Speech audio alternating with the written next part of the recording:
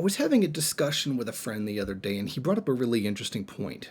Those who are most heavily indoctrinated into bourgeois ideology is actually the middle class. Now, of course, the propaganda for capitalism comes out of the ruling class. I mean, obviously, that's the case. I'm not disputing that. But who really buys it? And in that case, who is really probably along the more reactionary mindset? Not necessarily actually the most reactionary, but the most reactionary mindset. And that would be the middle class. Obviously, when you take a look at capitalism, in the first world, the lower classes know something is up. Wall Street greed, obviously no money to fix pipes for, the people in Flint who still don't have drinkable water, and all those other like social ills that are popping up, but they've got tons of money for war and building a stupid border wall. So they know something's up. Maybe they're not fully class conscious about it, but they know something's up. Now, the bourgeoisie, let's say the elite of the capitalist class, they know there's a problem. They know capitalism is in a terrible situation. They know how messed up capitalism really is. I mean, they have advisors, they have economists who tell them this is what's going on. This is the kind of misery that's happening. And even many of them aren't very happy people themselves. But they are aware of how bad capitalism is. They lie to the public, and many of them probably even lie to each other or lie to themselves because it defends their class privilege. Well, if they were to get rid of capitalism, they wouldn't be the rich elite anymore. But they know how messed up it is. And they're really not delusional about it. They know it. They know how bad it is. They know how awful a system capitalism is. But it defends their privilege, so they go along with it, and they spread the propaganda about it. The real problem is the middle class. They're the ones that really, wholly, truly believe that capitalism is the best of all possible systems.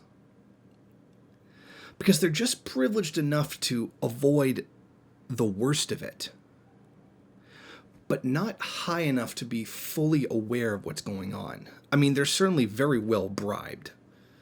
Many of the middle-class people are completely and wholly indoctrinated into bourgeois ideology and can be even the most fervent defenders of it, simply because of their privileged position, because they believe in their own mind, look, I work, I am here, therefore capitalism does work.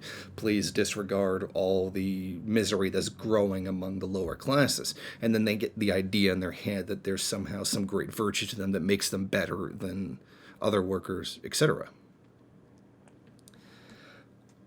But really think about that. Because they benefit from it, and they feel like they've accomplished, and they are pampered by it, but they're not informed enough or high enough in the capitalist hierarchy to know that it's not true.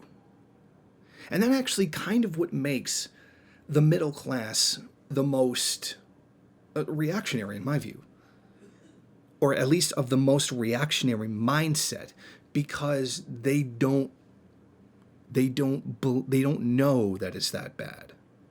The lower class knows it's bad because they live it. The upper class knows because they have the most education, they have the best understanding of what's going on. But it's the middle class who are the worst for it in this. And I think we see that reflected in other societies too. Look at the period after the Cuban Revolution. Think about the people, the gusanos, the exiles, who volunteered to go back and carry out war against their own country. Were they the upper elite? No, because the upper elite don't do that. They pay other people to do that. The poorest of the poor in Cuba didn't leave. Their living standards went up astronomically. They tremendously benefited from the revolution. But the middle class people, the ones who thought this was going to be the apocalypse, I've got my privileged position, and now in revolution I'm not so privileged anymore, are the ones who left and then came back as soldiers for U.S. imperialism. And they're mad because they don't have that privileged position anymore. So you can kind of see how this middle class really is that more kind of reactionary, has the more reactionary mindset. Now, think about the middle class in the first world. If there was a revolution, the middle class is going to come down.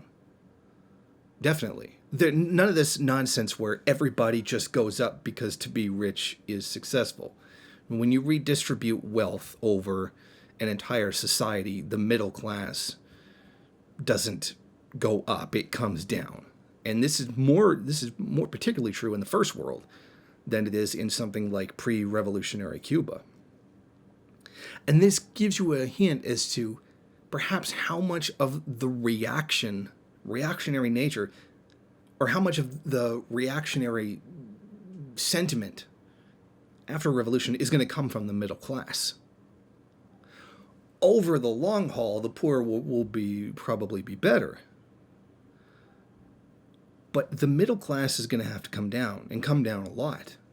And they are going to form the basis for the reactionary core that's going to come against the revolution itself. Now, the middle class was something that was extremely small in past revolutions. In Cuba, they weren't very big, but they were big enough. But they were probably the biggest in a revolution. There wasn't any real middle class in the Bolshevik Revolution or the Chinese Revolution. You had the national bourgeoisie, etc., but those aren't a middle class. It's not the same thing. But try to keep this in mind when looking at class, because very clearly we cannot just look at what Marx wrote and say this is that. Like, that was 150 years ago. Actually, no, not even longer than that. 1850s, we don't live in the 1850s. We don't have the Victorian workhouses. That's not the lot of the working class in the first world. We don't have the same class structure that we did back then. I mean, it should not be controversial to suggest that there is a middle class, and the middle class was created deliberately to create more class divides in society. So I don't think it's, controversial to acknowledge that. And with that newer class divide, there would be class relations that went along with that too. We can't just assume, middle class are automatically workers. Well, they're a privileged class of workers. And they're going to fight to maintain that privilege. Much of the utopianness of many first world groups will be that, they're just going to come over to our side because it's about the relationship to the means of production, not the level of wealth they have, which is complete nonsense. But that is essentially their assumption, even if they don't overtly say so. So I think that's something that has to be looked at, the role of the middle class in a first world revolution. Even though I don't believe that there will be one in the first world, I think that for those who do believe there will be, that is something that's worth looking at. And I think it's an idea worth exploring. So how about you guys take a look at that? Tell me what you think in the comments section, because I think that the middle class is something significant that should be looked into. Thank you for watching. If you like this program, then please head over to my Patreon page and set up a monthly donation. It's your donations that keep this program running.